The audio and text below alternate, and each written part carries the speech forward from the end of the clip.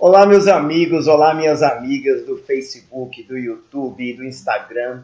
Né? É um prazer enorme, mais uma vez, estar aqui nesse podcast da Clínica Água Viva Prime. Meu nome é Salatiel, sou terapeuta holístico e apresentador dessas lives aí que vocês já estão acostumados a presenciar, a acompanhar toda segunda-feira, para trazer novas informações para vocês, porque é importante no combate à dependência química, no tratamento, para a recuperação, que a família também esteja ciente do que são os problemas, quais são eles e como são tratados.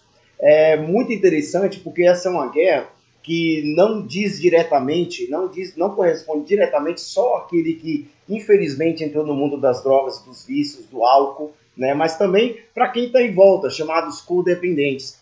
E a Clínica Água Viva Prime ela se propõe a isso, a trazer um tratamento para os acolhidos e também para você, familiar, amigo, parente, né, que você tem um carinho por alguém que está aqui conosco, ou se você não conhece, ou se você não tem ninguém aqui conosco internado, já passou por aqui, né, é muito importante você acompanhar para você ficar inteirado sobre esse problema da adicção, que é um problema que está se alastrando no mundo inteiro, e quanto mais ele se alastra, mais informação nós temos que ter. E hoje a nossa convidada é a doutora Camila, ela que é psicóloga, atende também aqui na Clínica Água Viva Prime. Seja bem-vinda, Camila. Queria que você se apresentasse e falasse um pouco para nós de quem é a Camila. Olá, Santiago. Primeiramente, eu tenho um sentimento de gratidão por estar aqui hoje e fazer parte dessa equipe tão integrada, né, por essa batalha, por esse trabalho, né, esse batalho, como você falou, que alastra cada vez mais essa dificuldade na nossa sociedade, né.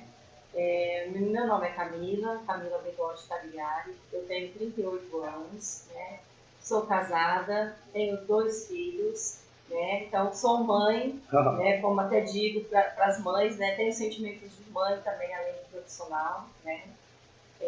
Eu me formei em 2008 na psicologia. A minha primeira opção quando eu ingressei na faculdade foi a psicologia. Então, assim, eu acho que além de realmente querer uma profissão, eu tenho a vocação mesmo, um amor pela profissão, né? Quando eu entrei na faculdade, a gente tem pouco conhecimento sobre a questão de dependência química. Então, eu saí da faculdade e optei pela área da saúde. Comecei a fazer estágios e trabalhei em hospitais aqui de Rio Preto, né? Mas nunca imaginei trabalhar com dependência química. Depois de um ano de formada, eu fui convidada a trabalhar numa comunidade terapêutica com dependentes químicos. E passei por várias dificuldades, porque pouco conhecimento na faculdade, então tive que estudar muito para saber sobre a questão da doença, sobre a questão da parte psicológica, doença causa, como lidar, né, com as manipulações. Eu digo, principalmente sendo mulher, né, a gente tem que ser bem firme nessa área, né? E daí me apaixonei por essa área, né? Nossa, que bacana, porque assim, na verdade foi o destino que te levou até a dependência química, né? A tratar sobre esse problema. Que o interesse, você acredita que a maioria dos psicólogos, por exemplo, que se formaram junto com você, eles também tinham interesse? Tinha alguns que escolhiam na hora, ou geralmente é uma linha que os psicólogos geralmente querem fugir? Só a vocação mesmo. É só a vocação mesmo, né? Só. Até hoje eu tenho contato com várias pessoas que se formaram comigo, né?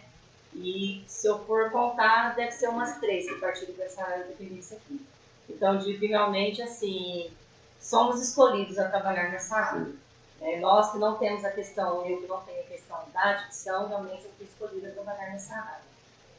E é interessante, como eu vou dizer para vocês que estão nos acompanhando em casa, que a maioria de nós hoje que trabalha com dependência química foi o destino.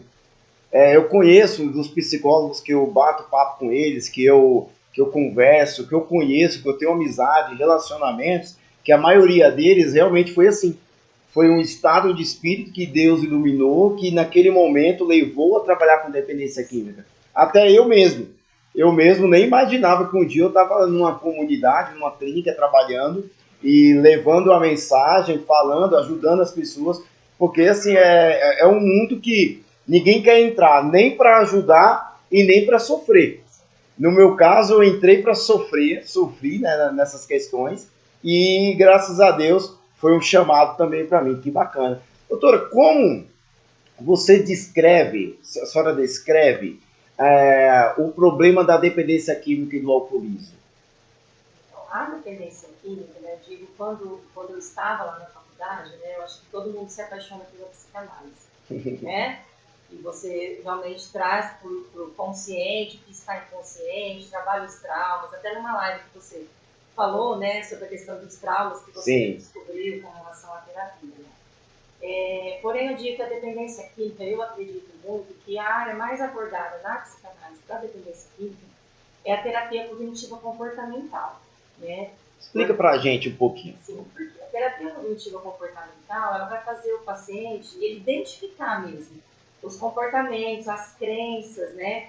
Os pensamentos que ele tem, os sentimentos que ele tem, que estão disfuncionais na tua vida, na vida deles, né? O que é isso? Que traz consequências, né? E com o tempo, com as reflexões, com a situação problema, ele vai conseguir realmente canalizar, identificar algo que é assertivo para a tua vida. Pensamentos, sentimentos e crenças que são assertivos.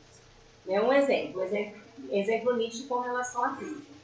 Quando o paciente ele chega aqui, ele chega totalmente transferindo a sua culpa, né?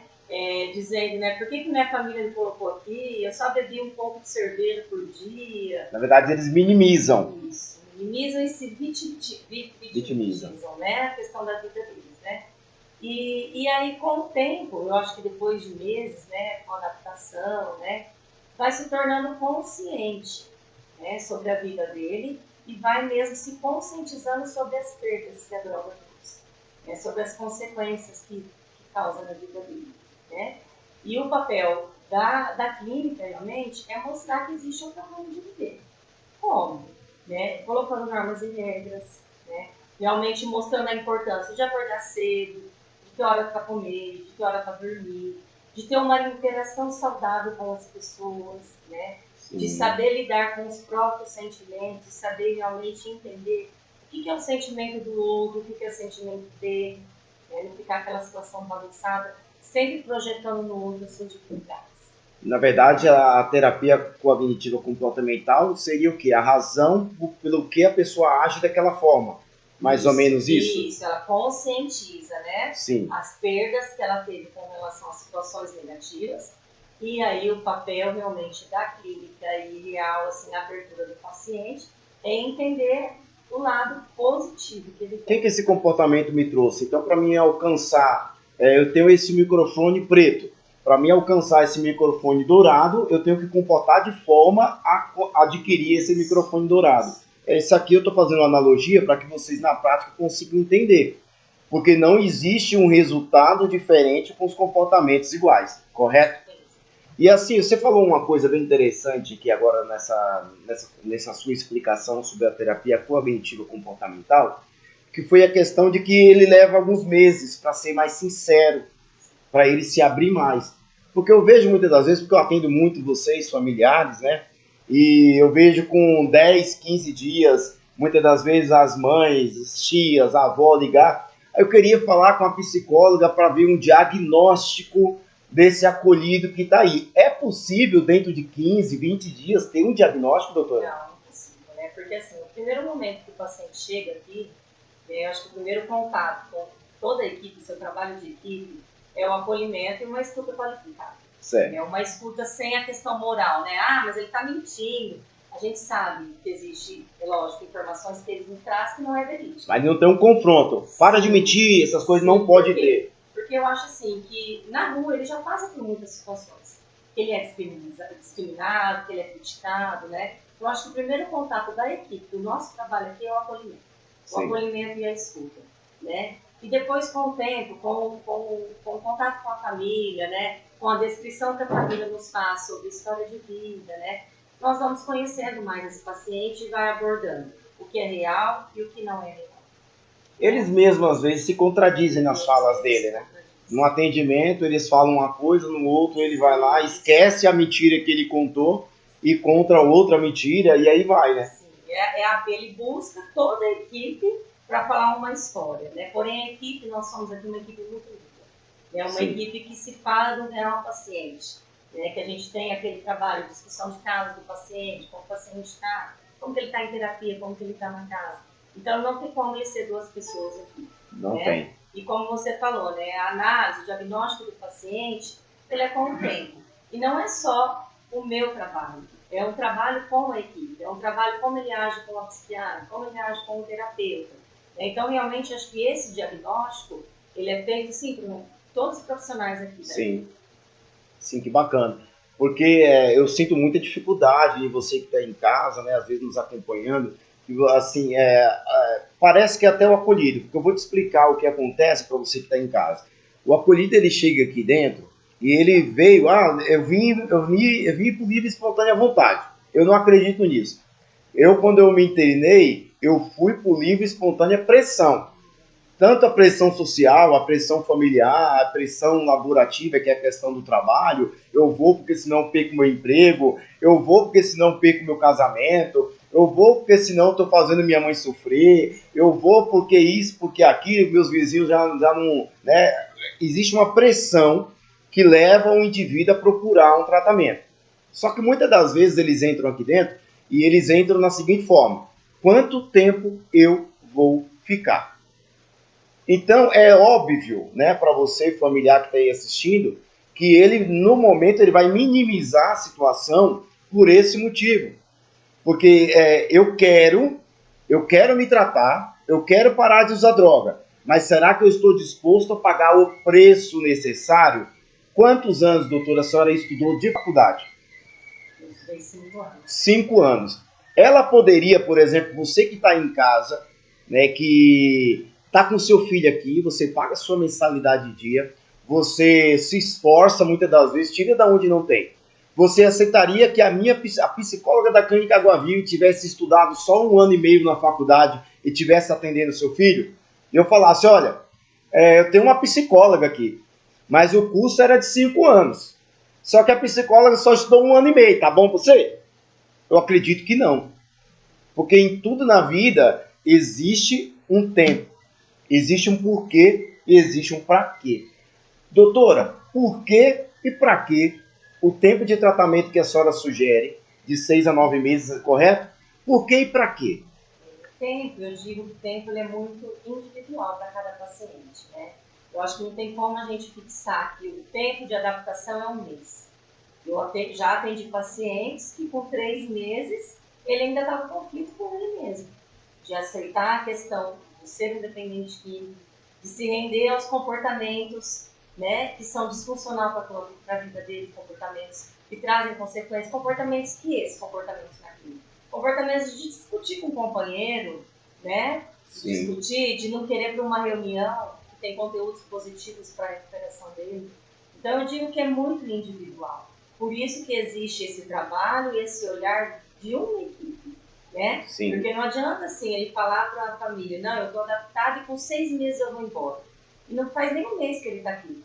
Então, ele já está prevendo uma coisa que ele então, nem sabe. Como que a equipe, como que ele, como que a família vai saber? Se ele vai se adaptar, se ele mesmo vai se vender, se ele mesmo vai tomar consciência da importância. Como você falou, né? A vida te trouxe consequências e te obrigou a passar por uma recuperação. Sim. Esse tempo eu conversei com uma família que me perguntou, né? Nossa, mas eu internei, eu não sei como que ele vai sair. Será que eu fiz certo de internar? Né? A doença ela é progressiva. Nós vamos falar um pouquinho depois. Ela é progressiva. E quando a gente fala de algo negativo se progredindo, ele pode ser fatal. Com certeza. Com certeza. Então, assim, o ponto que você vê que um ente querido seu lá está indo para um caminho, já está se envolvendo com situações erradas, com pessoas erradas, com acidentes, né? A família tem que intervir. Ela não pode deixar um fato de ser fatal.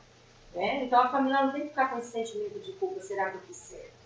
Né? Eu acho que todo modo de ajudar as pessoas, de ajudar o ente querido que está precisando de ajuda, é um modo certo de agir. Porque assim, errar por tentar ajudar é o menor mal.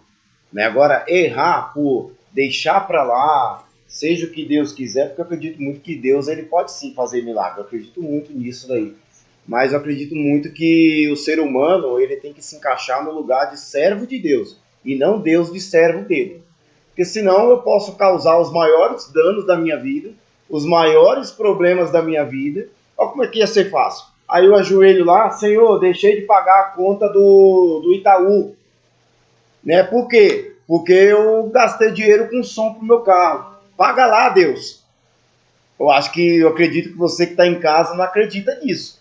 É a mesma coisa que muitas das vezes o indivíduo, eu vejo muito isso. Legal esse bate-papo aqui, porque eu vejo muito essa questão. Porque ele tem família e acolhidos que falam, não, Deus já me curou, como se Deus fosse resolver um problema de consequências dos atos que eu tomei de decisão, que eu escolhi. Não é verdade? Legal. Quanto tempo que você já trabalha hoje na Clínica Água Viva? Faz um ano que eu estou na Água Viva. Na Água Viva. Na Água Viva. Porque na Água Viva ela vai buscar profissionais bons. Não estava em outro lugar, nós fomos buscar. Eu trabalhei em várias clínicas. Nós fomos buscar para o bem do nosso acolhido. Legal. Hoje, você vê alguma diferença entre o funcionamento da Clínica Água Viva e dos lugares onde você passou? Sim. Consegue dar alguns pontos para a gente poder ver? Desde o primeiro mês que eu estava aqui, eu sempre comentava com a Cris, né? E das outras clínicas que eu trabalhei, nunca teve, assim, profissionais tão engajados realmente no trabalho, né?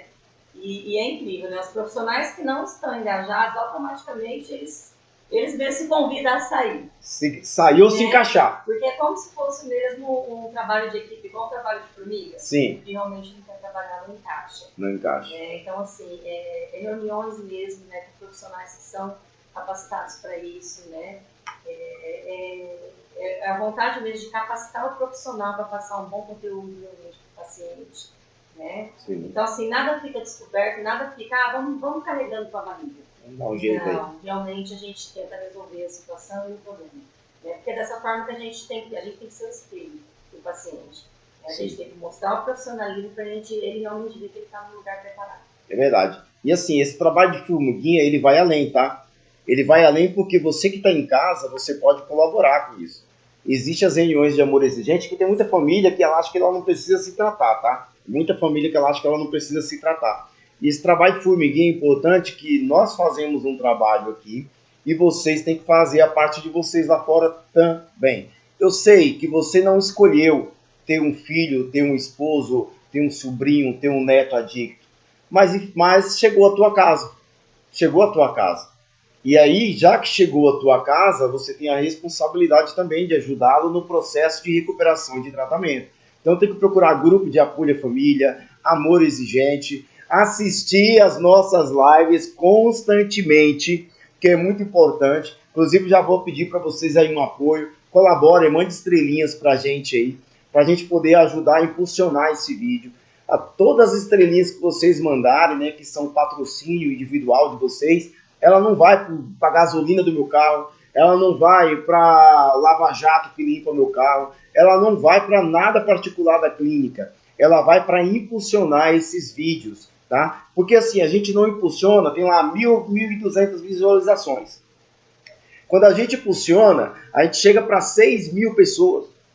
Você imagina que são 6.000 pessoas se inteirando melhor sobre um assunto que é um problema hoje que, se você falar para mim que o governo tem solução, que a polícia tem solução, que o Papa tem solução, que o pastor tem solução, eu vou falar para você que eu desconheço. Só tem solução se a informação chegar na casa da pessoa que está sofrendo, né? Ou chegar na casa da pessoa que às vezes ela não está sofrendo agora, mas ela está se inteirando porque ela tem um filho adolescente, ela tem um filho já rapazinho, né, doutora? Porque geralmente é isso daí.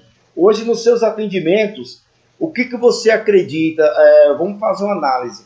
A dependência química, os comportamentos adictivos, eles começam mais na fase adulta ou na fase mais jovem, doutora? Faz uma geral. Ou é muito... Eu tive uma experiência nessa Natioca, que eu não falei no começo, eu trabalhei 10 anos na Fundação Casa. Sim. Né? Então, assim, eu já atendi vários adolescentes que realmente se iniciam o uso livre. Eu acho que vai muito, né? Varia muito de pessoa a pessoa. Mas eu digo que a questão do envolvimento realmente é uma escolha. É uma escolha. A droga ali, o caminho são dois na vida. Você escolhe o certo ou escolhe os de dificuldades. né? Certo. Mas eu acho que vai muito a questão assim, social, familiar, né? Então é realmente a questão de escolhas. A questão de escolhas.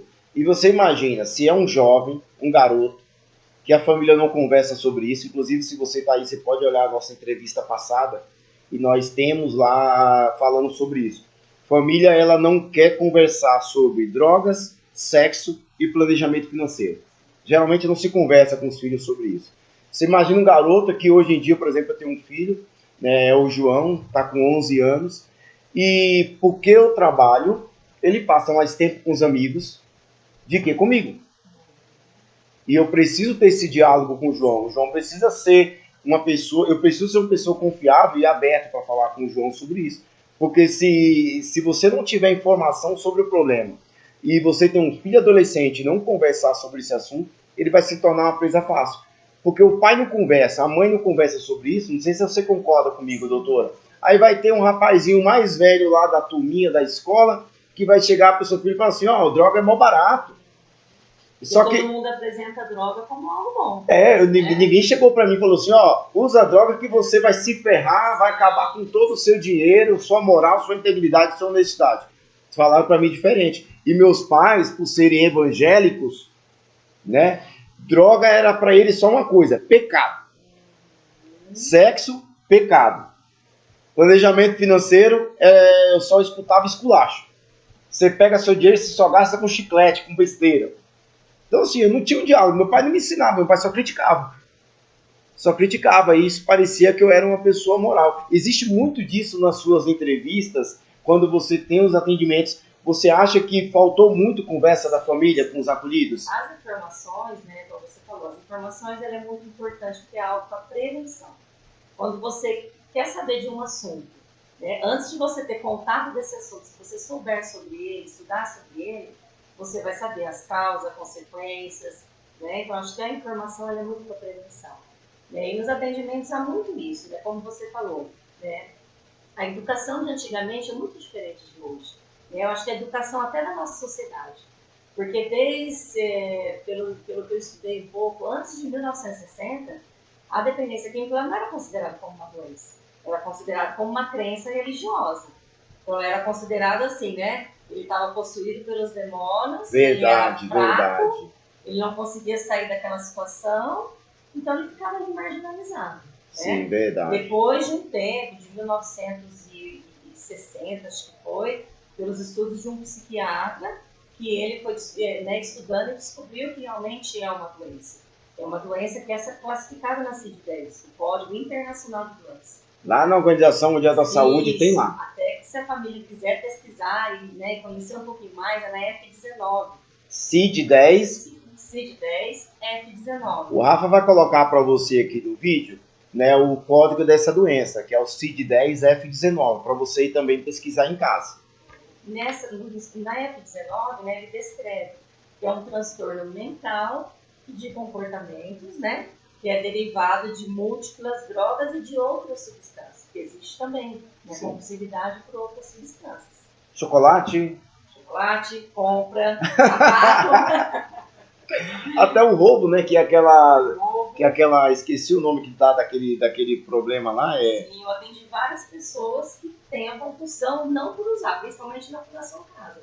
Ele tinha a compulsão e o prazer não de usar droga. Mas de roubar, a emoção, a adrenalina que dá pra pegar um microfone aqui sem ninguém estar olhando. O prazer que aquilo dava, né? Que bacana. Então a gente tem, você estava falando, né? A gente falou que ia abordar esse assunto. E a gente tem, eu não queria que você mostrasse para nós agora nessa primeira etapa como se trata. Mas assim, você falou de uma doença que ela tem alguns sintomas, que ela é psico, social e emocional também, espiritual também. Explica para nós cada uma delas rapidamente. Não como trata, mas rapidamente. Ela é uma doença, né? Uma doença crônica, como já foi falado em outras lives, né? Quando a gente fala em doença crônica, é uma doença que não tem cura, que você precisa de tratamento pro resto da vida, né? Quando se fala isso com uma pessoa, acho que assusta, né? Sim. Tratamento pro resto da vida, mas como? E quando se fala em uma doença só biológica, vamos dar um exemplo, cito muito esse exemplo, né? Quando se fala da diabetes. Você vai lá no médico, você faz um exame, você vê que a tua glicemia está alta, e aí você diminui o açúcar, corta um alimento ali, né? Sim. Porém, a dependência química, ela não é só uma doença biológica. E eu digo que é uma das piores doenças crônicas.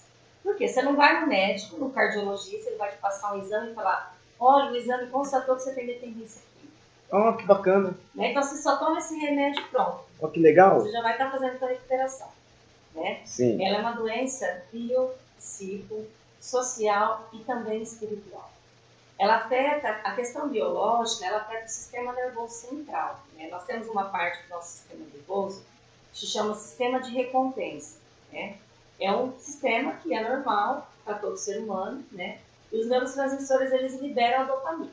A dopamina, ela é um hormônio do prazer. Então, várias situações na nossa vida liberam prazer.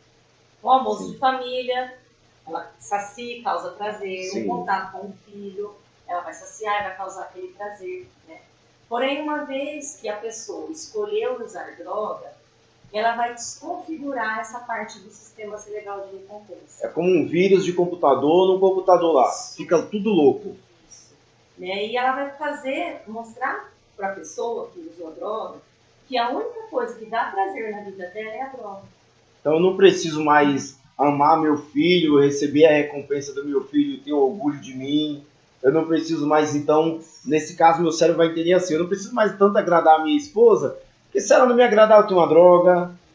Eu não preciso mais trabalhar para ganhar um salário e ter o prazer de ser um homem honesto e pagar minhas contas, porque a droga já me dá um prazer. Mas tá bom almoçar com a família, sendo que o prazer que eu tenho mais é de usar. E é quantas vezes mais o prazer de usar do que, vamos supor, um almoço de família? Por isso que existe a tolerância. Né? Entendi. A pessoa ela precisa usar cada vez mais, né, para receber aquele mesmo prazer. É por isso que eu escuto muito das famílias, né? Nossa, mas um ano atrás, né, ele usava só uma vez no mês, só quando ele recebia. Né? Ultimamente, assim, está sendo todos os dias. Ultimamente ele não almoça mais com a nossa família. Ultimamente ele não dá o carinho mais pro meu filho ou para uma mãe, né? Sim. O meu filho não era assim. Né? Meu filho pequenininho não era assim. Né? Ele tinha um carinho por mim, né? É o que eu escuto muito, as mães chegando por cima e falando assim, eu quero aquele rapaz de antes, né?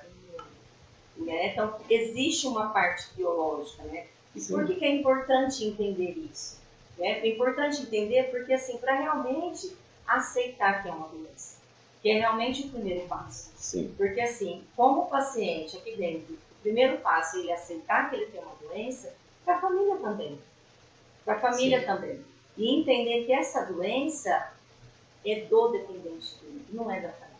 Sim. Por quê? Porque a família ela se sente muito culpada da pessoa ter essa doença. A doença, então, na verdade, biológica é do indivíduo, mas a família se compromete emocionalmente e mentalmente.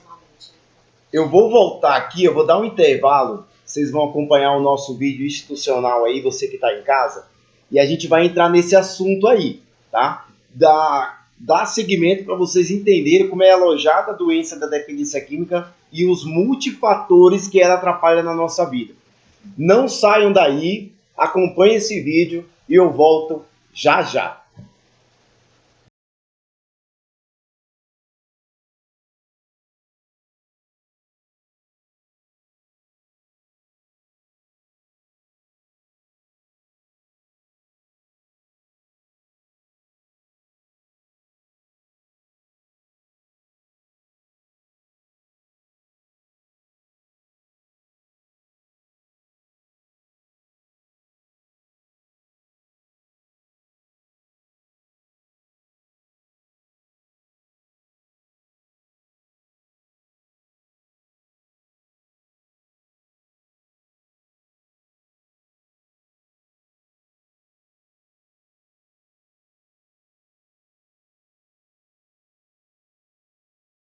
Mundo e uma família que nunca desistiu de mim.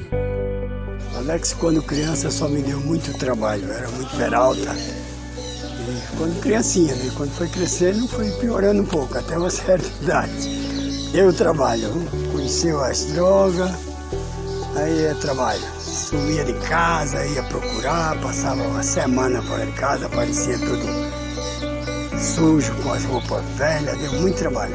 E eu não poderia falar da minha história sem contar a história da Cristiane, a mulher que Deus separou para ser a minha esposa e também a minha ajudadora. A minha história com o Alex é algo surreal, né? É uma história que começa desde a infância. Eu estudei com ele no EMEI, né? Que a gente chamava naquela época Parquinho, hoje em dia EMEI. Nós estudamos juntos na mesma sala. Começamos a namorar com 13 anos, aquele namorico de escola, né? E o Alex era um garoto que não gostava de sair de casa, gostava de ficar jogando videogame. Eu lembro que ele tinha um aquário grande, que a gente brincava bastante. E aí quando ele começou a estudar à noite, ele começou a se envolver, teve curiosidade, né? E começou a ter uns comportamentos diferentes. Eu comecei a usar drogas por curiosidade e ainda muito cedo. E não tinha noção do que isso poderia causar na minha vida. Ninguém deseja se tornar um dependente químico ou ter um filho nessa condição. Após anos de sofrimento, passei por 7 internações num período de 6 anos. E nesse processo, eu tive um despertar espiritual. E foi então que Deus começou a mudar a minha história.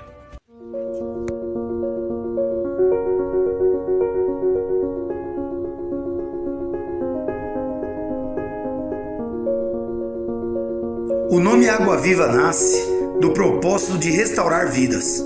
A água nasce, se ajunta e ultrapassa qualquer barreira. Até as barragens construídas pelo homem, vez ou outra, tem que ser liberado, porque senão a barreira se arrebenta. Porque a água viva tem um lugar para chegar, que é o mar. E esse é o meu desejo espiritual, que cada filho volte para sua mãe, que cada pai volte para o seu filho, que cada esposo volte para a sua esposa e que cada criatura volte para o seu Deus.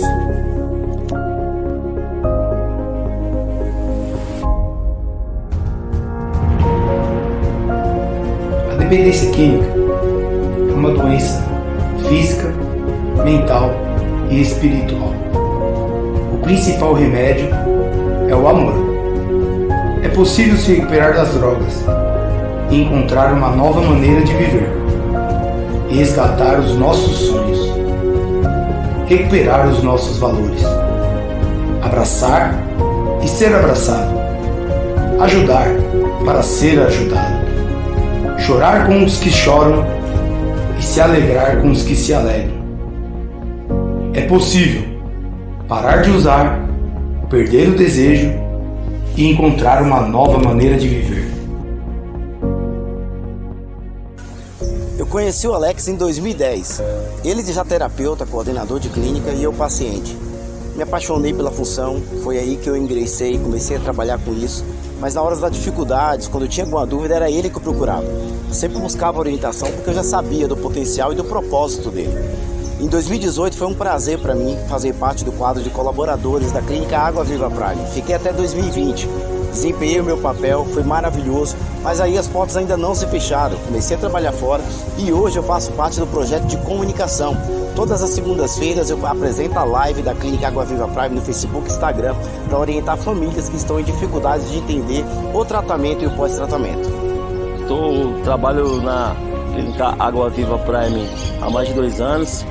Tenho muito orgulho de fazer parte dessa equipe e é sempre um prazer e uma honra, junto com o sentimento de gratidão, de trabalhar junto com o Alex. Tamo junto e misturado.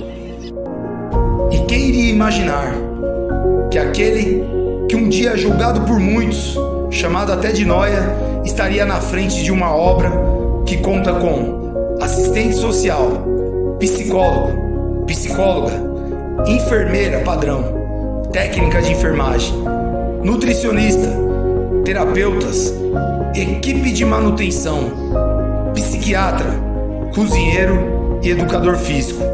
Tudo isso para melhor desenvolver um trabalho e levar essa mensagem de recuperação de uma forma assertiva.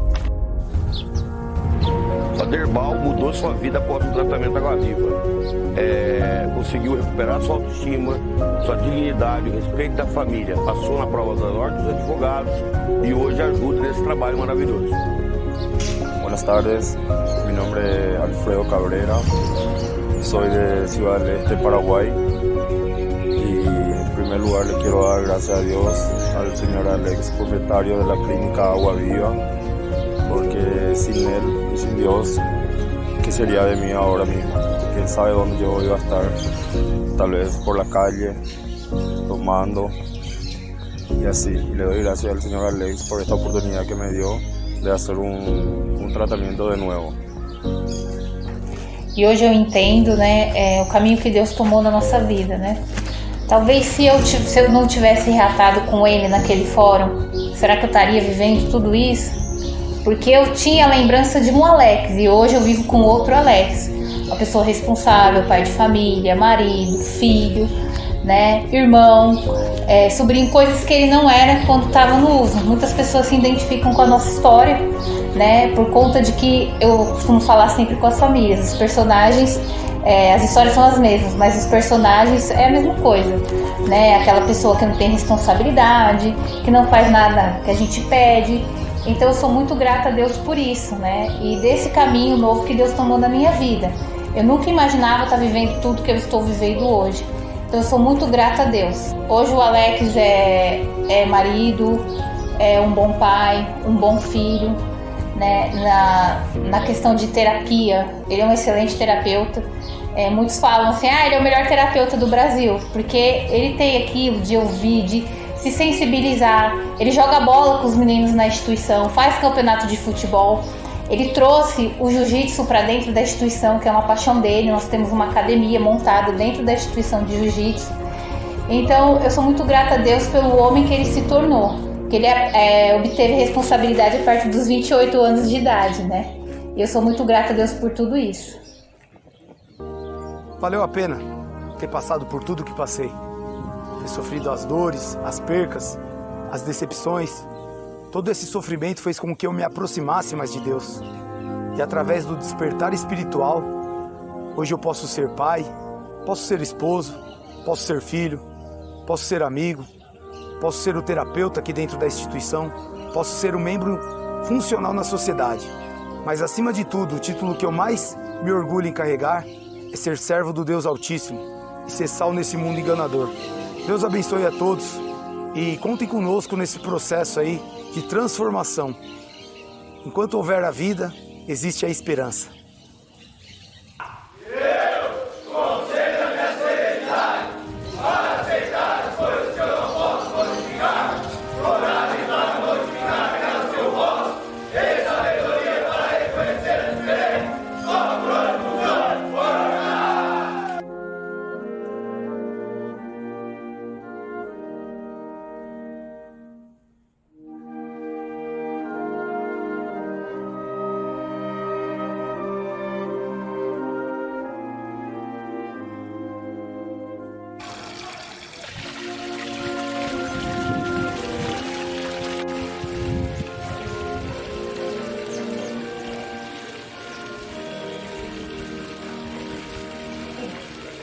Olá, meus amigos, olá, minhas amigas. Voltamos aqui, né, para nossa jornada. A gente acabou aqui falando sobre esse sistema de prazer, né, que o organismo entende que a droga parece ser a comida, a bebida, né, o oxigênio, né? O corpo entende como isso daí. Isso é bem complexo mesmo. Isso aí é uma questão da parte física, né? A parte física ela funciona dessa forma mesmo. O indivíduo ele até ama a esposa, mas ele sabe que tem um risco de perder a família, mas ele continua usando por esse fator maior que é o fator da saúde dele, da parte física, né? Da questão mental de entender disso aí. E a parte psicológica, doutora? Pois nessa parte física, né, onde ele só encontra prazer na droga, né? Ele acaba criando uma mera ilusão, que a única coisa que dá prazer para ele é a droga. Então, o corpo dele, ele não quer, a parte psicológica dele não quer ter mais contato com as frustrações, com as situações, problemas que a gente vivencia no nosso dia a dia, com os sentimentos negativos. Então, ele acaba perdendo o seu eu interior, perdendo, assim, a noção dos seus sentimentos, finalmente da sua consciência. Sim. Então, ele fica só naquela mera ilusão, que a única coisa que dá prazer, que nada mais na vida pode afetar ele. Então, assim, qualquer briga que vai gerar sentimentos, ele cria fuga para droga. Qualquer situação de desavença no serviço ou de ter que cumprir as suas obrigações diárias se torna muito pesado, porque ele sabe que aquilo que dá prazer é a droga. Né? Então, afeta toda a parte psicológica. Por quê? Porque ele não tem contato com o seu eu. Ele não sabe quais são os seus sentimentos, ele não sabe quais são os seus desejos reais da vida. Né? A gente fala muito aqui, às vezes, nas nossas reuniões terapêuticas, que nas nossas palestras, tanto do terapeuta holístico, né, tanto do terapeuta comportamental, a gente fala muito de uma palavrinha que chama-se insanidade. E aí geralmente, eles acabam pegando o slogan, né, assim, a resposta, né? O que é insanidade? É cometer o mesmo erro, esperando um resultado diferente. Isso é um sintoma psicológico negativo que ele adquire através dessa doença que se instala fisicamente e vai afetando, né? Psicológico, ele acaba fazendo as mesmas coisas, achando que vai controlar. Vai tendo sentimentos diferentes e não vai... Isso, porque na verdade tem essa parte aí da compulsão e da obsessão que eu sempre falava para eles assim. Eu lembro até da minha trajetória de vida. O que é uma insanidade? Eu falava que não ia mais usar, depois eu falava assim, eu só vou comprar uma. E eu, dessa uma, achava que ia controlar essa uma e ia para 2, para 3, para 4, para 5, para 6. E assim, mesmo sóbrio, eu planejava isso sóbrio. Eu não planejava que ia usar só uma depois que eu tinha usado. Eu estava sóbrio, às vezes, 1 semana de sobriedade, 15 dias, né, sem o uso da minha substância. E essa loucura que dava na minha cabeça. Porque eu mesmo me manipulava. E isso ocorre muito nesse quadro psicológico. Isso automaticamente, né? Inconscientemente, na sua cabeça, você já estava se preparando para usar. Né? E aí, então, eu já sabia que eu ia detonar tudo. Sim, e aí sempre é o que eu escuto, né, no relato de atendimento. Né? Mas eu trabalho tanto que final de semana eu não posso. Né? É sempre assim, a manipulação realmente da doença em si mesmo. Né? O corpo está pedindo, porém você sabe que não é certo usar. Então eu falo que é uma luta, né? É uma luta mental mesmo, né? De realmente saber que não é bom, mas ao mesmo tempo dá prazer e alegria. E a vida é muito pesada, então o que eles vão encontrar prazer? Na droga. E eu vou te contar um caso, não vou falar o santo, né? Mas assim, como eu trabalho com dependência química há muito tempo, eu tenho alguns fatos, alguns exemplos para citar, por exemplo. Tinha um acolhido aqui, ele ficou 6 meses voluntário mesmo, ele veio, ele pagava a mensalidade dele, fazia tudo. E ele pediu aumento de mais 3. Ele analisou a situação dele, conversando com o psicólogo, conversando conosco. Ele chegou para nós e falou assim, eu vou fazer mais 3 meses, seu Salatiel. Então conversa com a diretoria, com o psicólogo, que eu estou vendo que eu não estou preparado. Nesse acréscimo que ele mesmo se propôs, e nós concordamos, porque não adianta o acolhido falar, eu quero ficar mais tempo, e nós temos que entender o porquê. Se ele está dando fuga de alguma coisa, se ele não está tendo a atitude de encarar a vida novamente, porque às vezes não é só ele, eu quero ficar 1 ano, a gente, nossa, que bacana, que bonito. Não, nós somos profissionais, né? E o que acontece nessa questão?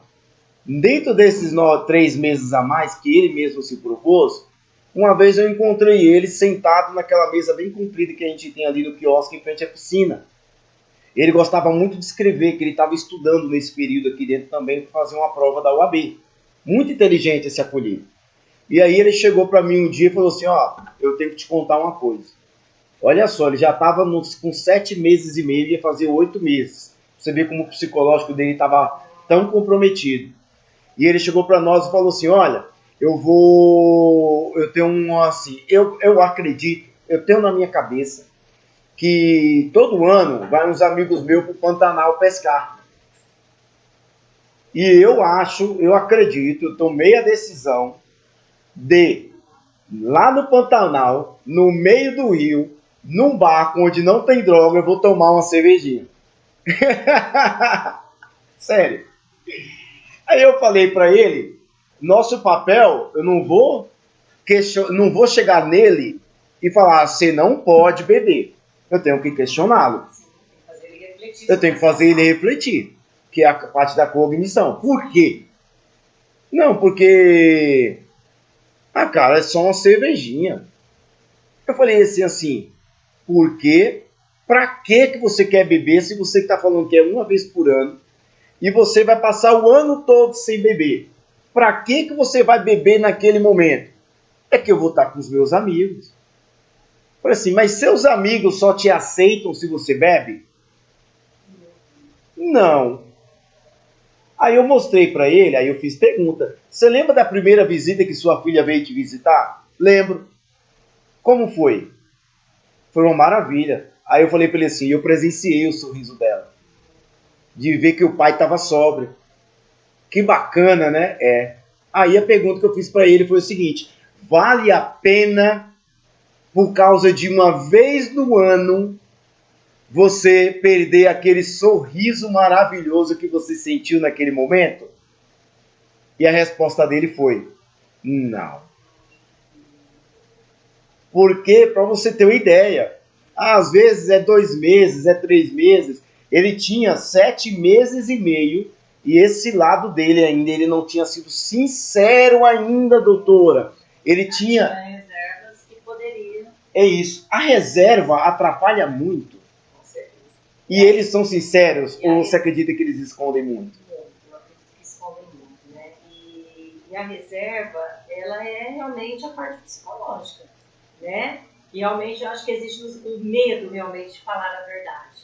Então eles ficam guardando aquilo. Por isso que lá no início eu falei, enquanto nós profissionais temos que ter uma escuta qualificada, de além do que o paciente está nos trazendo, de realmente tentar interpretar aquele comportamento e aquela dificuldade, né? Não é só ouvir e achar que aquilo é o real, é realmente ter uma escuta além do que nos traz. E a psicanálise, a gente está falando de dependência química e estamos falando também de terapia cognitiva comportamental. Nesse caso é que se usa mais a psicanálise. Se usa a psicanálise e também a terapia cognitiva comportamental. Porque, como você me falou, você explicou claramente essa terapia, né? Ele tinha esse desejo, porém você fez ele refletir sobre as consequências dele ter essa atitude e o quanto ele pode viver de forma diferente. Sim. Naquela situação. Como ele pode ficar sem a bebida e quanto ele traz assim, de prazer para a vida dele, de ver um sorriso da filha, né? Explicando claramente na situação é isso. Fazendo ele entender, porque a reserva nada mais é do que um sintoma de negativo psicológico que ele adquiriu com o passar do tempo. É uma crença que ele estava alimentando ali, que iria trazer um risco grandioso, negativo para a vida dele, mas ele ainda se automanipulava. Eu até, assim, trabalhei sobre isso com um paciente essa semana, né? Que ele realmente me trouxe que estava cansado de ficar na clínica. Realmente, eu digo, ninguém quer estar aqui. Opa. Todo mundo quer estar na sua própria casa, com ambiente de família, né? Porém, você tem que ver qual que é a necessidade do seu futuro, né? Aí ele me trouxe, mas é a clínica que vai me recuperar? Não existe recuperação dentro de uma clínica. Não, a clínica, existe tratamento. Existe as ferramentas para ele saber lidar lá fora, né? E eu sempre falo que a realidade lá fora da vida dele, ele tem que ter contato aqui dentro, né? Não precisa esconder nada do que está acontecendo, precisa ser falado. Por quê? Sim. Porque ele precisa saber lidar com a realidade lá sem usar a droga para camuflar de novo os seus sentimentos. Certo. Né? E aí, por outro lado, nós temos o lado social. social. O lado social, né? Eu vejo pelos muitos relatos que eu tenho dos pacientes. Né? Muitos me trazem assim, mas o que eu estou fazendo aqui? Eu estou perdendo a minha vida lá fora. O que eu vou falar para meus clientes? Que eu sou, né, tão bem conceituada, eu vou perder os meus clientes. E é onde eu levo para reflexão. Né? Realmente viver em sociedade. Será que você está perdendo a sua identidade social aqui dentro ou lá fora? Então, realmente, acho que é o que acontece com o uso, né? A parte social, acho que são vários setores, né? Você perde realmente a sua identidade social. Você deixa de ser um pai, você deixa de ser um filho, você deixa de ser um profissional, porque o que você quer é só aquilo lá. Na verdade, eu vou botar um outro ponto de vista, que não é nem a questão do perde a identidade social. Na verdade, perde um e ganha outra. O bom pai passa a ser um péssimo pai. Você perde a identidade positiva, né? A pessoa responsável começa a ser o irresponsável. né? Aquela pessoa amorosa começa a ser uma pessoa arrogante, né? Aquela pessoa compromissada começa a ser uma pessoa descompromissada. E isso afeta realmente. E é isso que muitas das vezes ocorre muito na questão de que eu falei da pessoa que vem buscar tratamento por vontade própria, às vezes. Aceita numa boa o tratamento. É mais a questão social. E assim, eu vou te dizer por experiência própria. Eu, quando eu vim me tratar, eu queria passar um plano social. Sabe o que é o plano social? Nossa, aquele rapaz lá se tratou. Mas aí, dentro da instituição, foi que eu descobri que eu tinha um lado psicológico afetadíssimo, totalmente controverso com a realidade existente hoje, e um lado físico totalmente comprometido pelo uso abusivo da substância de preferência. Então, o lado social, eu acredito muito que é o primeiro que cai na realidade. A senhora concorda comigo? Com certeza. Porque também, né, a questão social de que a nossa sociedade, ela ainda está impregnada ainda daquela crença religiosa. Muitos não acreditam que é uma doença. Muitos. Se envergonhice ou demônio. E muitos, assim, que têm informações, que têm conhecimento. Né? Então, por isso que você sempre fala, eu acho que é importante. Né? A informação é muito importante para a prevenção, e realmente para um tratamento eficaz. Né? Legal. E como funciona, então, a gente está falando desse lado biopsicossocial. Uma vez a gente entrevistou aqui a Carol, e vocês não percam aí que a gente está pertinho de colocar uma entrevista também com a nossa psiquiatra, a doutora Letícia Moreno Haddad, que vai ser bacana, e que a gente vai falar um pouco dessa parte física, para que vocês entendam. Eu acredito que nas próximas aí ela já vai estar aqui com a gente, para a gente poder falar um pouco sobre isso. Que é lá a parte física, essa parte de desintoxicação, fazer com que o corpo volte a se restabelecer, né, sem o uso da substância e tudo mais. E a parte psicológica, como são feitas as abordagens? Como é o seu trabalho em relação a isso? As abordagens, né, eu te falei, de início é acolhimento da escuta qualificada, né? Eu acho que com o tempo as reflexões, né, realmente trazer o que é real da vida dele, o que realmente é ilusório, o que ele imagina, o que ele fantasia, porque isso, sim, é o que mais acontece, né? Ele está vivendo aqui, porém as fantasias dele lá fora é um monte. Ele tem que ter contato apenas com o real, né? É a questão do autoconhecimento, né? Eu coloco assim algumas tarefinhas no meu paciente. A questão do inventário diário, dele realmente colocar no papel o sentimento que ele acorda. Se ele acorda com sentimento negativo, como que ele consegue trabalhar aquilo lá? Ele está no quarto, né? Vamos dar os exemplos nítidos aqui do tratamento. Ele está no quarto, uma pessoa que ronca, uma pessoa que não dorme, porque são diversas pessoas, uma diferente da outra. E ele vai ter que saber lidar com aquela situação. Como? Ele vai brigar com o cara, ele vai esmurrar o cara à noite? Ou ele vai saber trabalhar o sentimento dele, ele vai saber procurar ajuda. Então é isso, eu acho que assim, o primeiro passo é a aceitação, depois realmente o autoconhecimento, como você falou. Você veio querendo, porque você não sabia quais eram os seus sentimentos, qual eram essas partes psicológicas. Não. Né? E eu digo que é uma área mais difícil, por quê? Tem como a gente fazer um exame, constatar que sentimento que eu estou e que remédio que eu preciso e como eu tenho que fazer? Não. É através de reflexões, é através de autoconhecimento, é através do autocontrole, né? Sim. Todos nós temos o nosso lado negativo. Eu, como psicóloga, não sou toda vozinha, eu também tenho o meu lado negativo. Sim. Mas aí, qual que diferencia de uma pessoa da outra? É saber controlar as emoções, é saber lidar com as situações, é saber lidar com as diferenças e com as diversidades. É a inteligência emocional que tanto se aborda, Foi falado na live passada aqui. A inteligência emocional, ela é muito importante para isso aí. E é bacana que eu vejo, você estava falando das atividades, eu acho bacana, porque eu não via isso dentro de clínica, em comunidade terapêutica. Quero te parabenizar por essas atividades. Que eles chegam muito em mim e falam assim, eu preciso de ajuda aqui. Eu tenho uma atividade da doutora Camila aqui, eu preciso falar assim, mas você quer que eu responda para você? Eu posso, senta aqui, eu posso te ajudar a refletir um pouco para que você mesmo responda. Você tem que responder com as suas palavras. E é bacana. E todas as áreas, né, quando se fala da parte mental, tanto da cognitiva, psicanálise, psicologia, tanto todas essas áreas que trabalham um pouco dessa inteligência emocional, inteligência comportamental, ela aborda o autoconhecimento. É muito importante. Aqui na instituição, nós terapeutas holísticos, por exemplo, nós abordamos muito a questão do que eu pratico os 12 passos de Narcóticos Anônimos. E lá no passo 4, fala-se que eu tenho que fazer um inventário da minha vida inteira. Desde a minha primeira lembrança, né? Para que depois eu partilhe tudo isso que eu coloquei num papel com o meu terapeuta de minha escolha, às vezes até um psicólogo pode ser escolhido, e isso daí para poder eu absorver, eu ter uma outra visão. Porque eles perguntam muito para mim a questão do partilhar. Salatiel, partilhar é só jogar para fora? Aí eu falo muito para eles assim, ó, por um momento da nossa vida, no meu uso abusivo, compulsivo da minha substância, que eu não queria dar ouvido para ninguém, eu acabei condicionando a minha mente a um automático. Cada sentimento, cada emoção gerava reação X. Esse sentimento gerava esse pensamento, gerava esse pensamento, que gerava esse comportamento. E meu cérebro ele já não pensava mais. A partir do momento que eu boto para fora a maneira que eu penso de mim, eu dou espaço para uma outra pessoa colocar a visão dela. Você não age no imediatismo. Não age no imediatismo. Controlar um pouco esse comportamento aí. Não, vou segurar esse comportamento aqui até ter uma outra visão sobre isso. Até o momento de que eu mesmo possa me questionar.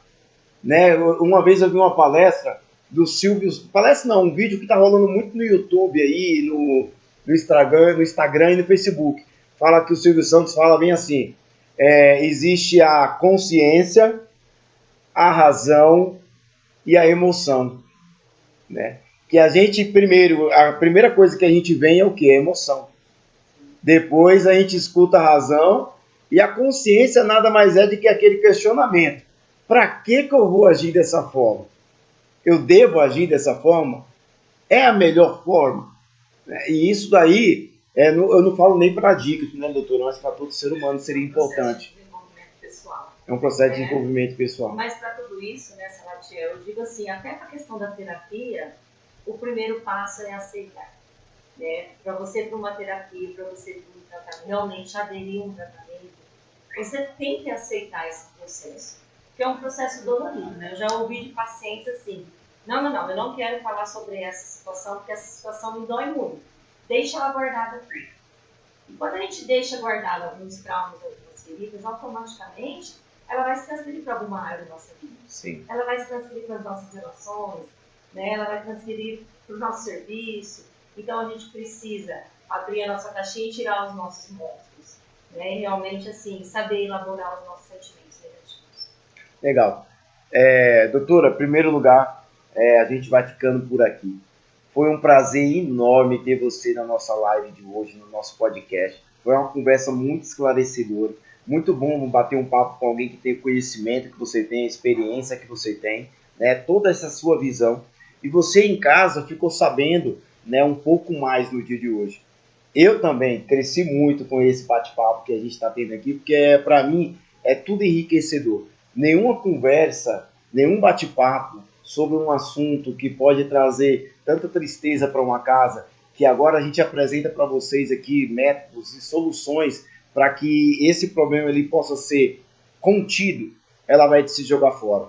Então eu vou pedir para você, compartilhe a nossa live nas nossas redes sociais, né? Continua lá, mostra para um amigo, manda um link para uma pessoa que você conhece, que precisa muito saber de como essa doença se aloja, como esse problema se desenvolve, porque aí você vai estar ajudando você, ajudando a Clínica Água Viva Prime, ajudando o seu ente querido, a pessoa que você ama, e também ajudando pessoas que, porventura, possam estar sofrendo também por causa da adicção ativa. Doutora, tem alguns minutos, se você quiser falar, se despedir um pouquinho, ou tocar algum outro tema que não ficou pra gente, você fica à vontade. Eu que agradeço essa oportunidade, Salatiel, né? Dessa troca de conhecimento, que é essas lives que você está fazendo, né? Eu acho que é muito importante essa informação para todos nós, para toda a sociedade, para todas as famílias, né? Que a gente possa continuar esse trabalho tão bonito que a gente faz aqui, né? De união, de realmente de resgate de vida, né? Eu quero deixar a questão que eu estou à disposição das famílias, para todos os pacientes que eu atendo aqui. Eu também faço um trabalho por fora, eu atendo famílias, tá? De outros pacientes. Olha aí, que bacana. De terapia, né? Porque todos nós precisamos de terapia, todos Sim. nós precisamos de autoconhecimento. Sim. Então, tenho meus atendimentos por fora, né? Vou deixar meu telefone embaixo, né? Para poder entrar em contato com você, marcar uma consulta. Isso, estou à disposição. Gente, eu super recomendo, porque é o seguinte, eu atendo muito família. E eu vejo família no começo do tratamento do acolhido e eu vejo família depois que a doutora Camila começa a fazer o atendimento. Muda muito. Como melhora? Não é a questão de melhora de ficar ruim, não. Tem gente que acha que eu tenho que ser dura com meu filho, severo, não. A questão da mentalidade, a mudança de mentalidade que acontece com um familiar quando ele também passa por um processo psicológico que a doutora Camila oferece. Então, eu super recomendo, né? O contato dela está embaixo no vídeo. Entre em contato com ela, marque uma consulta, né? Faça seus atendimentos. Procure melhorar também como você é uma boa mãe, você é uma boa esposa, você é uma boa avó, mas agora você tem que entender que você tem que ser uma boa avó de um adicto, uma boa mãe de um adicto e uma boa esposa de um adicto. Vai mudar alguma coisinha na sua vida aí, tá? É a mesma coisa quando eu sou pai já de 3 filhos, graças a Deus, né? E quando eu tive o meu primeiro filho, eu tive que me adaptar para a mudança na minha vida. Agora, dia 6 de março, nasceu a minha princesa, a Pérola. Deus me deu mais uma bênção, mais uma joia. E eu tive que mudar, porque eu não sou mais agora pai de 2 filhos. Agora eu tive que mudar para ser pai de 3 filhos. Eu tive que descobrir como eu não deixar a Helena com ciúmes. Porque eu tenho uma filha de 1 ano e 7 meses e agora uma recém-nascida. Como eu não traumatizar a minha filha mais velha. Então, assim, você que é mãe, você que é pai, você que é esposa, avó, irmã, também tem que se preparar para essa nova jornada da sua vida. Eu quero aqui agradecer você que nos acompanhou, né, do fundo do meu coração, a Camila, não deixar de agradecer o Luiz Rafael que fica aí nos bastidores, né, aí controlando as câmeras para deixar um ambiente legal para você entender melhor, enxergar melhor. Gente, do fundo do meu coração, mande estrelinha para nós, tá? Para patrocinar o impulsionamento do nosso vídeo na internet. E se inscreva no nosso canal do YouTube, você que ainda não está inscrito. Um beijo, fica com Deus e torça e ore muito. Hoje eu fiz um history, né? Essa semana agora que passou, eu fiz um history e coloquei no nosso Instagram, no nosso Facebook, que era quando Jesus, ele estava no barco e o povo estava atravessando o mar, Jesus lá dormindo. E a tormenta pegou em volta desse barco. Jesus não saiu de lá, fica tranquilo aí que eu vou apaziguar a tempestade. Não. Foram lá acordar Jesus e chamar Jesus, para que Jesus tomasse uma providência ali. Então, da mesma forma que eles foram buscar Jesus, que eles foram acordar Jesus, você acordou Jesus hoje com a sua oração? Você foi buscar Jesus hoje? Porque tudo isso que nós tratamos aqui é só uma parte para o processo de recuperação. Mas se Jesus não amoleceu o coraçãozinho dessas pessoas que estão aqui dentro, nada desse conhecimento, nada da ciência vai entrar no coração dele. Então busque Jesus constantemente. Um beijo, fica com Deus.